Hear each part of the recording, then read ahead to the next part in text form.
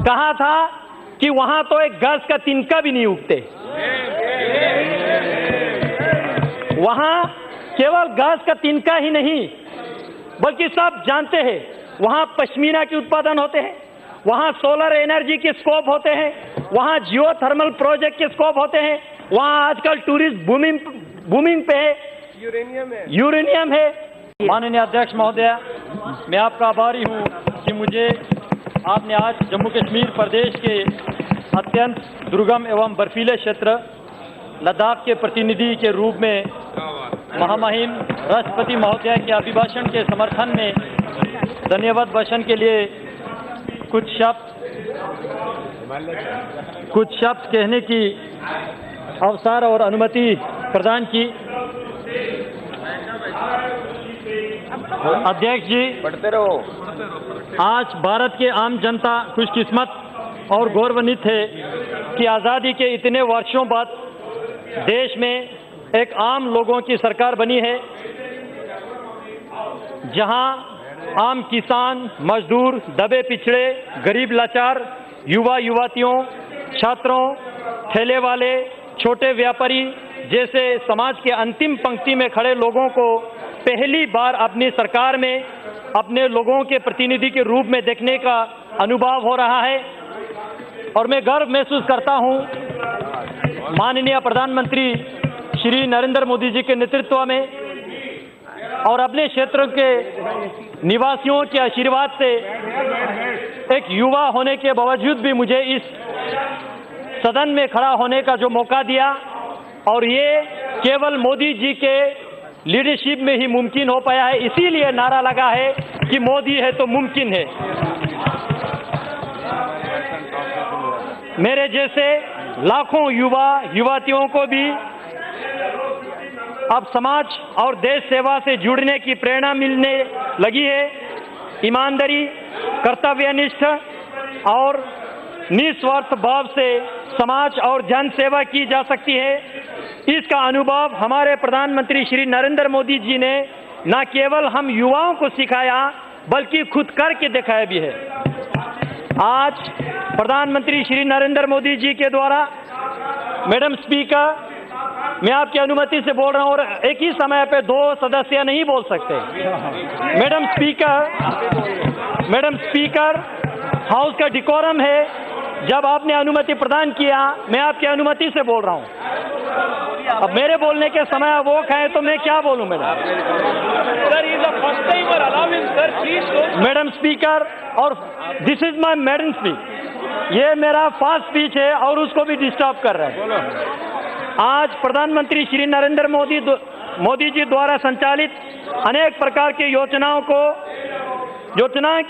योजनाओं के माध्यम से समाज के हर वर्ग को सशक्त करने का प्रयास किया जा रहा है। मैं ज्यादा लंबी सूची नहीं पढ़ूंगा, सीधा मुद्दे की बात करूंगा। मुझे याद है वो दिन जब लद्दाख के चंगतंग जैसे सुदूर सीमावर्ती क्षेत्र के एक बुजुर्ग नागरिक का जब पहली बार जनधन योजना के तहत बैंक में खाता खुला और उनके हाथ में एटीएम कार्ड दिया गया तो वह खुशी से रोने लगे। उसने कभी सपने में भी नहीं सोचा था कि उसका भी कभी बैंक में खाता खुल पाएगा। अब सपने में क्यों नहीं सोचा आज तक, ये एक डिबेट के मुद्दा है।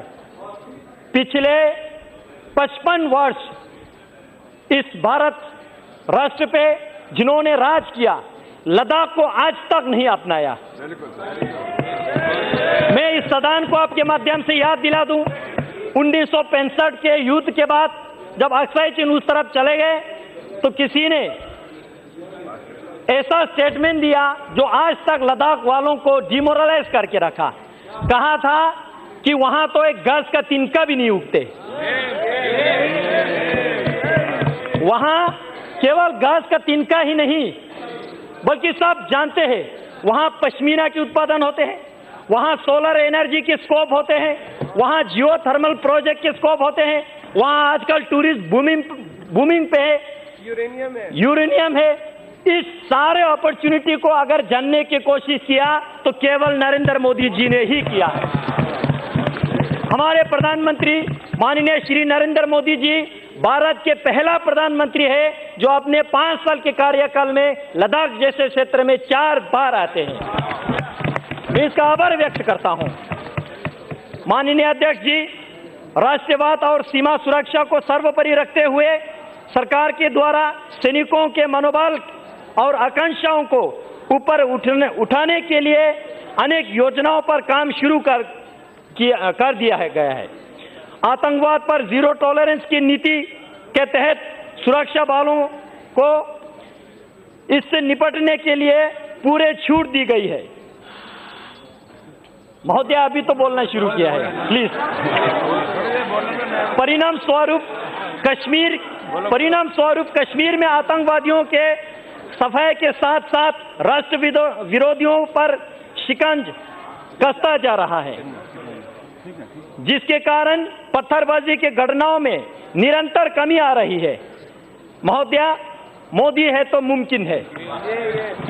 वैसे तो वर्तमान सरकार ने देश के सभी हिस्सों के विकास पर समान रूप से ध्यान दिया है, परंतु जम्मू कश्मीर जैसे सीमावर्ती राज्य पर विशेष ध्यान दिया है। आतंकवादी गतिविधियों पर रोक के लिए जहां स्थानीय युवाओं की शिक्षा एवं रोजगार के लिए नए अवसर पैदा किए जा रहे हैं, वहीं आतंक और हिंसा का सहारा लेने वाले लोगों से सख्ती निपटा जा रहा है।